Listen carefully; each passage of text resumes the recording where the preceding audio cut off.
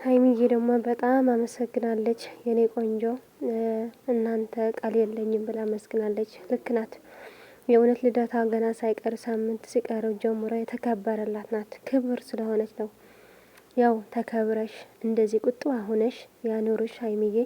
አንቺ ትለያለሽ። ልዩ ሴት ስለሆነች ነው እንደዚህ እየተከበርሽ ያለሽው። በራስሽ ስለምተማመኝ ከሁሉም ነገር የጸዳሽ ስለሆነች ነውና እኛም በጣም ደስ ብለናል። የእውነት ቃል የለንም። ስለምንወዳችሁ ነው ያው ሁሉ የሆንን ነውና እስኪ መልካም ጊዜ ውስጥ ምናምን ደስታን በቃ ሀዘንን በቃ ለቅሶን ምናምን ብዙ ነገሮችን አብረን አሳልፈናል እና በቃ እኔ እንጃ ምን እንደምላችሁ አላውቅም።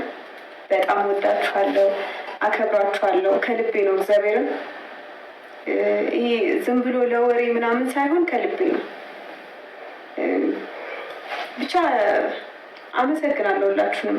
እግዚአብሔርን በቃ እኔ ልደቴን እንኳን ራሱ አንዳንድ ጊዜ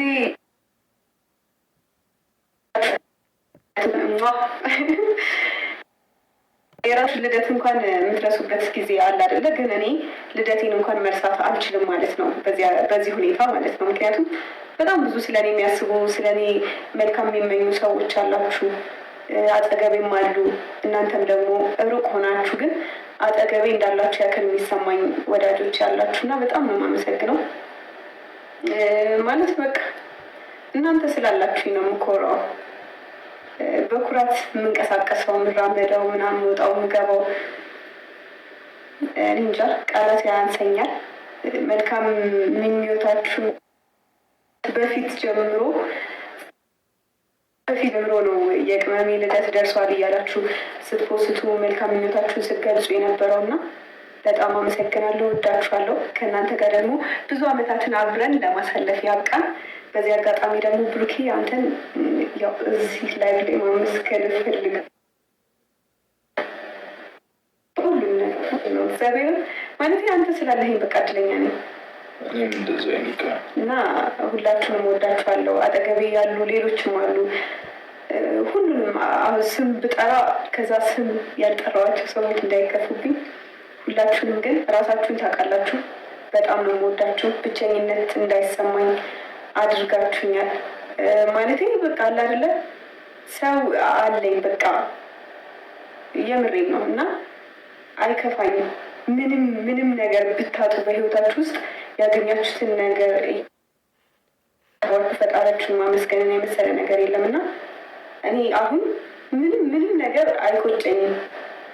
ምክንያቱም ነገ የተሻለ ነው እና አሁኔን ደግሞ በደንብ እያጣጣምኩት እየኖርኩት ነው። እግዚአብሔር ይመስገን። ወዳችኋለሁ፣ አከብራችኋለሁ። ከልቤ ለማመስገን ነው ላይቭ ራሱ የገባሁትኝና ከገባሁኝ በኋላ ራሱ የቀጠሮ ጌም እስኪመስል ድረስ በጊፍት ያንበሻበሻችሁኝ ሰዎች አላችሁና አላቅም ምን እንደምላችሁ። ሁሌም ታስከብሩኝ ያላችሁ። እኔ እንጃ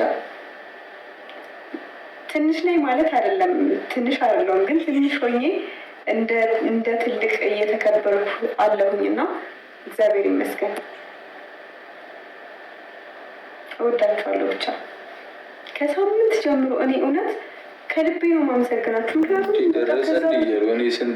በቃ አለፈ እንዴ ሁላ እኔ ግራ ገብቶኝ ሁላ እኮ በጣም እንትን እያልኩኝ ነበር እና እኔ እንጃ ቃላት የለኝም። እውነቴን ነው ማለት በቃ የኔ ህይወት ነው። እናንተ እኮ ምንም እንትን ላይላችሁ አትጠቀሙበትም፣ ግን እኔን ለማስደሰት ብላችሁ ነው እንደዛ ሌት ከቀን ከስራችሁ በተጨማሪ እኔን ለማስደሰት በቃ ፖስት እያደረጋችሁ ብዙ ነገር በቃ እኔ እንጃ። ሀይሚዬ የኔ ወዶች ያው ይሄን ይመስላል ሀይሚዬ መልእክት። እኔ እንጃ በቃ ቃል የለኝም ሀይሚዬ። እኛም ለአንቺም እንደዛ ነውና በጣም ደክመውታል ሁላቸውም።